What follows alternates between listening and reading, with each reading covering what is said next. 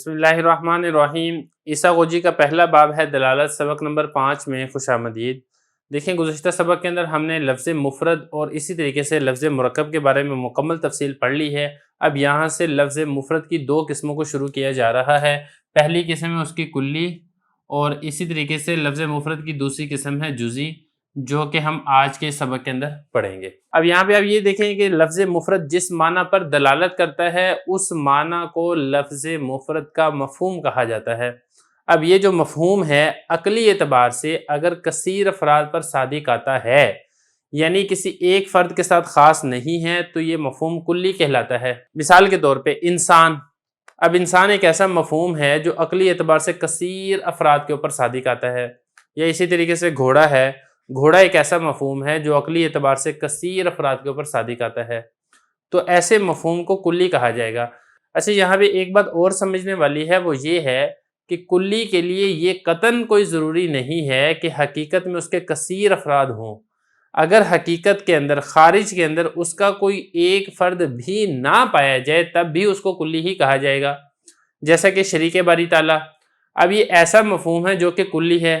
اللہ تعالیٰ کے 2 شریکوں، 3 شریکوں، 5 شریکوں، 10,000 شریکوں، ایسا مفہوم ہے جو کثیرین کے اوپر صادق آتا ہے، لیکن حقیقت اور خارج کے اعتبار سے دیکھا جائے تو اس کا ایک بھی فرد موجود نہیں ہے، لیکن عقلی اعتبار سے چونکہ ایک احتمال ہے، امکان ہے، صادق آتا ہے، اس لیے اس کو کلی کہا جائے گا۔ اور اس کے برعکس آتا ہے دوسرا مفہوم ہوتا ہے جزئی۔ جزئی وہ مفہوم کہلاتا ہے جو عقلی اعتبار سے کثیر افراد کے اوپر صادق نہیں آتا بلکہ کسی ایک فرد کے اوپر ہی صادق آتا ہے۔ مثال کے طور پہ ذات زید۔ اب زید کا جو لفظ ہے وہ ذات زید ایک ہی فرد کے اوپر صادق آئے گا، دیگر افراد کے اوپر صادق نہیں آئے گا۔ یا اسی طریقے سے میری کتاب، میرا گھوڑا، اب جو میری ایک کتاب ہے اسی کے اوپر یہ والا مفہوم صادق آئے گا، باقی ساری کتب، ساری چیزیں اس سے خارج ہو جائیں گی۔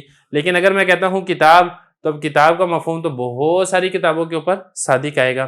تو خلاصہ یہ ہے کہ لفظ مفرد جس معنی کے اوپر دلالت کرتا ہے اس معنی کو مفہوم کہا جاتا ہے، اور اس مفہوم کی دو قسمیں ہیں، ایک ہے کلی، ایسا مفہوم جو کثیرین کے اوپر صادق آتا ہو، اور جزئی جو ایسا مفہوم جو صرف ایک ہی فرد کے اوپر صادق آتا ہو، کثیرین کے اوپر صادق نہ آتا ہو، یا ایسا مفہوم جس کے اندر شرکت نہ ہو سکتی ہو، ایسے مفہوم کو جزئی کہا جاتا ہے۔ یہ آپ نے مسئلہ سمجھ لیا ہے۔ اب اسی سے متعلقہ کتاب کی مختصر سی عبارت ہے جو کہ ہم حل کر لیتے ہیں۔ اسی سے متعلقہ آپ کتاب کی عبارت کو دیکھ لیں۔ فالمفرد اما کلی وهو الذي لا يمنع نفس تصور مفهومه عن وقوع الشركة فيه كالانسان، واما جزئی وهو الذي يمنع نفس تصور مفهومه عن وقوع الشركة فيه كزید۔ عبارت میں نے آپ کے سامنے پڑھ دی ہے، اس کا ترجمہ دیکھ لیں، پھر اس کی تشریح کرتے ہیں۔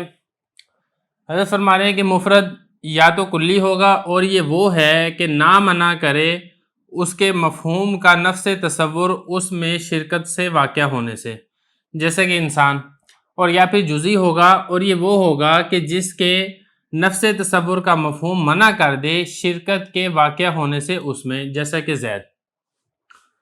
عبارت ہوگی ہے، ترجمہ ہو گیا۔ اب چلتے ہیں اس کی تشریح کی طرف۔ تشریح اس کی بہت آسان ہے، جیسا کہ آپ کو میں پہلے سارا تفصیل کے ساتھ کلی اور جزئی کا بتا چکا ہوں۔ یہ فرما رہے ہیں کہ کلی وہو الذی، کلی وہ ہوتی ہے لا یمنع، منع نہیں کرتی۔ کیا منع نہیں کرتی؟ نفس تصوری مفہوم، جو اس کا مفہوم کا نفس تصور ہے، یعنی میں نے وہی بتایا کہ جو آپ کے دماغ کے اندر اس کا مفہوم آتا ہے، اس کا جو نفس تصور ہے، جو تصور آ رہا ہے آپ کے دماغ کے اندر، یہ مفہوم ایسا ہو، اس کا تصور ایسا ہو جو اس میں شرکت سے منع نہ کرے بلکہ اس میں شرکت ہو سکے، اور کثیرین کے اوپر یہ صادق ہے، جیسا کہ لفظ انسان۔ اب یہ جو انسان ہے، اس کا جو مفہوم آپ کے دماغ کے اندر آ رہا ہے، یہ مفہوم ہی ایسا مفہوم ہے جو اس میں شرکت سے مانے نہیں ہے بلکہ یہ کثیر افراد و جزیات کے اوپر صادق آتا ہے۔ وَإِمَّا جُزْئِي، یا پھر وہ جو نفس تصور یعنی وہ جو مفہوم ہے وہ شرکت سے منع کرے گا۔ یہ کیا؟ وَهُوَ الَّذِي يَمْنَعُ، منع کرے گا۔ کیا منع کرے گا؟ اس کے مفہوم کا نفس تصور۔ دیکھیں یہ سارا جو ہے نا، یہ مضاف مضاف الیہ ہے، یہ مضاف، یہ مضاف الیہ مضاف، پھر آگے یہ مضاف الیہ مضاف، پھر آگے یہ مضاف الیہ مضاف، تو یہ سارے کے سارے جو ہے نا مضاف مضاف الیہ بنیں گے۔ اس کے مفہوم کا نفس تصور منع کر رہا ہو اس میں شرکت سے۔ یہ جو فیہ میں ہی ضمیر ہے، یہ ہی ضمیر اسی کی طرف لوٹ رہی ہے، نفس تصور کی طرف، کہ نفس تصور کے اندر شرکت سے منع کرنے والا ہو، اس میں شرکت نہ ہو سکتی ہو۔ جیسا کہ زید ہے، اب زید ہے وہ ایک مخصوص ذات کا نام ہے، وہ کثیرین کے اوپر صادق نہیں آئے گا۔ تو یہ مختصر سی بات تھی، آسان بات تھی، جو کہ مفرد کی دو قسمیں ہم نے پڑھ لی، کلی اور جزئی۔ اب اس کے بعد اس کی آگے جو مزید تقسیم ہوگی وہ ہم انشاءاللہ اگلے اسپاق کے اندر پڑھیں گے۔